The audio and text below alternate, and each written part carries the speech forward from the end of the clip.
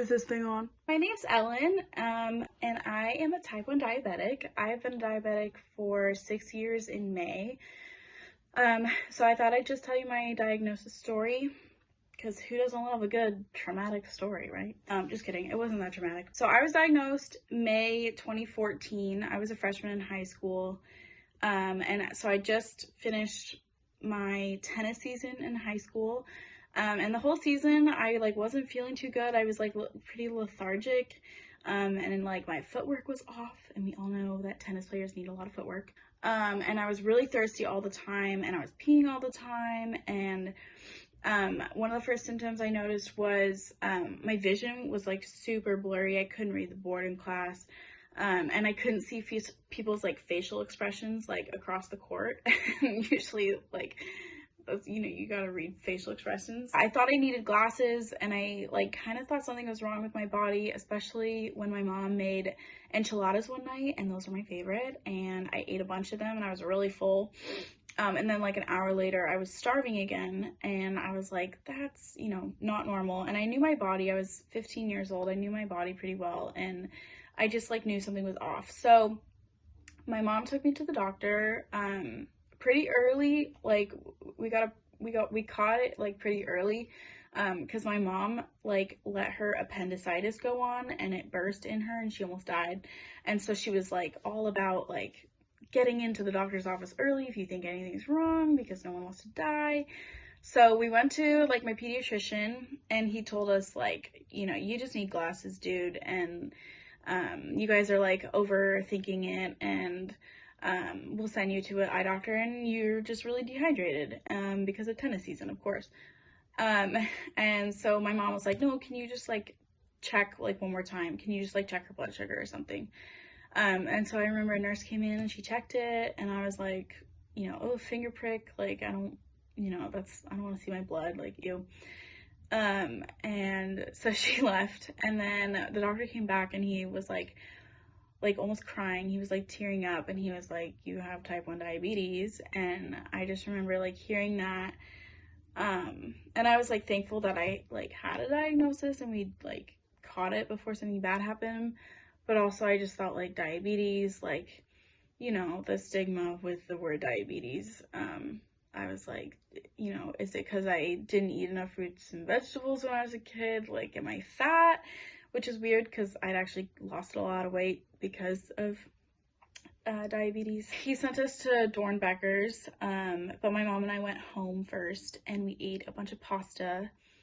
And I thought it'd be the last time that I ate pasta, but definitely not. They did the first insulin shot, and I just remember thinking this is the rest of my life now, better get used to shots, because contrary to popular belief, I get told a lot that, oh, I could never be diabetic because I hate shots, I can't do them. And I was like, yeah, me too, but when you want to live, you need them.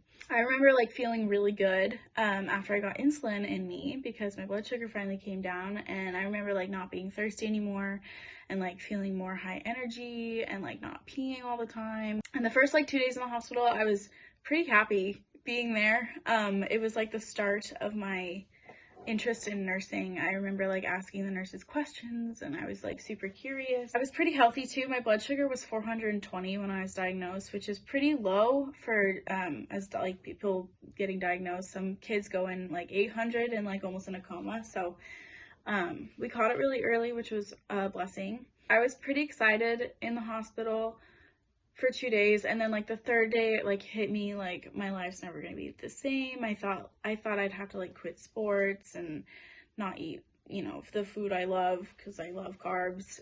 I spent 4 days in the hospital, learned all about how to draw up insulin in a syringe, and how to inject it, and where to inject it, and carb counting, blood sugar, what lows feel like, what highs feel like.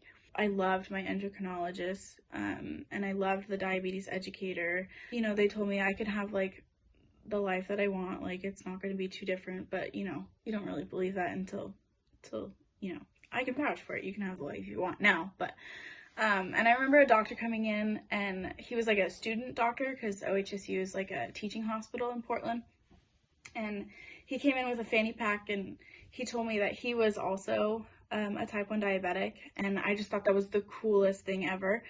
And I remember thinking, do I have to wear a fanny pack for the rest of my life? But thankfully, girls can wear purses.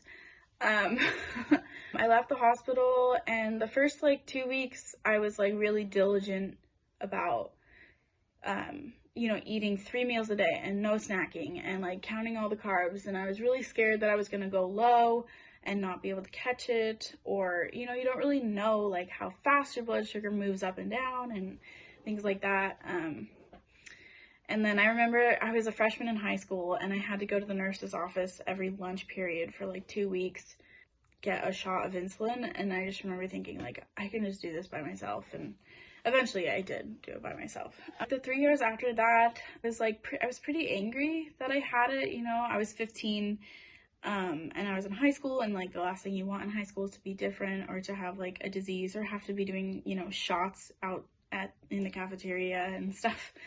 And people going like, ew, like I could never have that, or, the whole, but you like look healthy, or you don't look fat or whatever, and having to like explain to people.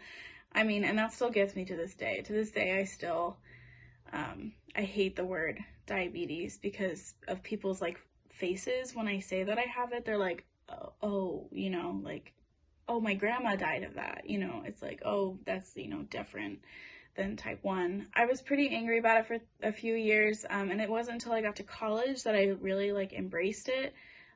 Got an insulin pump, and I got a CGM, and talking about it more, and it's actually like proven to be like a big help in nursing.